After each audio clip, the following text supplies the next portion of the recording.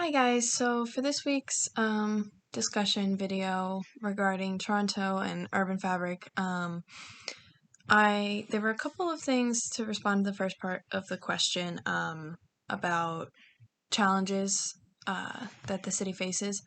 I found an article discussing gentrification in Toronto, and I think that this relates pretty well to the idea of urban fabric.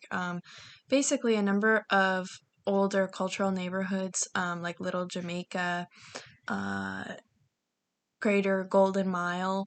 These are a couple of neighborhoods named in the article that have been experiencing gentrification as high rises are developed, as well as light rail, sorry.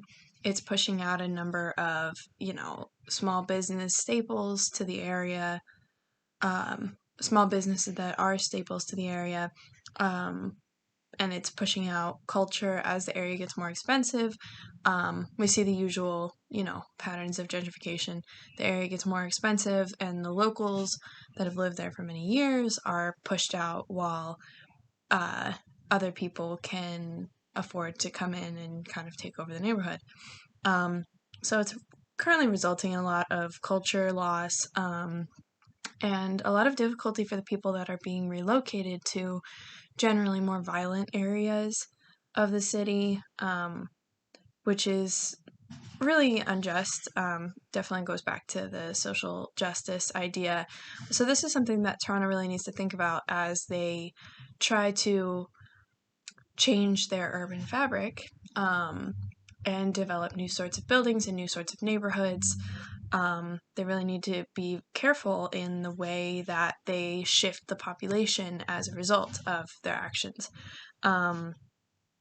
So something that I've discussed in the past about a number of community organizations that Toronto has in order to try and be inclusive and get the minority communities, low-income communities, marginalized communities like those that are being pushed out of their own homes, get them integrated into the conversation. And one of the things that Toronto's done is basically break down the entire city into 140 neighborhoods of around 7,000, 10,000 people each. And that number's actually been increased to 158 neighborhoods recently because they've reevaluated based on population and that kind of stuff. They try to follow as much as possible the natural where the city naturally breaks up, where there's rivers that separate a community or major roads that separate communities, or the accessibility of services is another thing that can kind of define separate communities, and so that's another landmark that they use to define their neighborhoods. But this system allows them to monitor the progress of these neighborhoods and see exactly how their changes to the city are affecting a particular neighborhood. I haven't found a lot of data yet in terms of whether or not this is working. It's definitely a long-term sort of project, but it is a very inclusive project. And they're also very careful. They don't redraw the neighborhood lines. They keep them exactly the same, even though some of them have been broken down smaller because of the changes in population.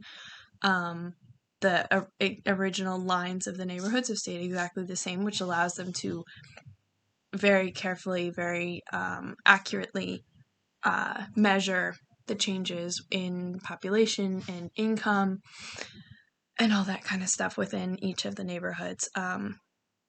So this sounds like something that will be very beneficial to the city, and I can't wait to see what everybody thinks. Thank you.